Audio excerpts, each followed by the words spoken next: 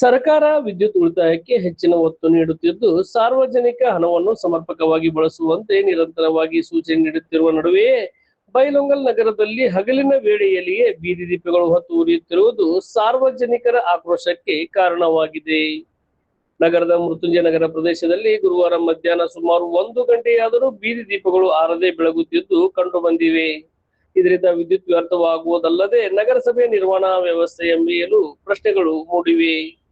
ಹಗಲಿನಲ್ಲಿ ಸಾಕಷ್ಟು ಬೆಳಕು ಇದ್ದರೂ ಬೀದಿ ದೀಪಗಳು ಉರಿಯುತ್ತಿದ್ದು, ಸಂಬಂಧಪಟ್ಟ ಅಧಿಕಾರಿಗಳು ಮತ್ತು ನಿರ್ವಹಣಾ ಸಿಬ್ಬಂದಿ ಈ ಕುರಿತು ಗಮನ ಹರಿಸಿಲ್ಲ ಎಂಬ ಆರೋಪಗಳು ಕೇಳಿ ಬರುತ್ತಿವೆ. ಈ ಸಮಸ್ಯೆ ಒಂದೇ ದಿನದಲ್ಲ, ಕಳೆದ ಕೆಲವು ದಿನಗಳಿಂದಲೂ ವಿವಿಧ ಪ್ರದೇಶಗಳಲ್ಲಿ ಇದೇ ರೀತಿಯ ಪರಿಸ್ಥಿತಿ ಕಂಡು ಬರುತ್ತಿದ್ದು, ದೀಪಗಳು ಸ್ವಯಂಚಾಲಿತವಾಗಿ ಆಫ್ ಆಗಬೇಕಾದ ಸಮಯದಲ್ಲೂ ಬೆಳಗುತ್ತಿವೆ. ಇದರಿಂದ ಅಗತ್ಯ ವಿದ್ಯುತ್ ವೆಚ್ಚವಾಗುತ್ತಿದ್ದು, ಸಾರ್ವಜನಿಕ ತೆರಿಗೆ ಹಣ ವ್ಯರ್ಥವಾಗುತ್ತಿದೆ ಎಂದು ಅಸಮಾಧಾನ ವ್ಯಕ್ತಪಡಿಸಿದ್ದಾರೆ. ಮೃತ್ಯುಂಜಯ ನಗರ ಮಾತ್ರವಲ್ಲದೆ ನಗರದ ಇತರೆ ಹಲವು ಬಡಾವಣೆಗಳಲ್ಲಿಯೂ ಹಗಲಿನ ವೇಳೆಯಲ್ಲಿಯೂ ಬೀದಿ ದೀಪಗಳು ಹೊತ್ತು ಉರಿಯುತ್ತಿರುವ ಉದಾಹರಣೆಗಳು ಕಂಡು ಬರುತ್ತಿವೆ.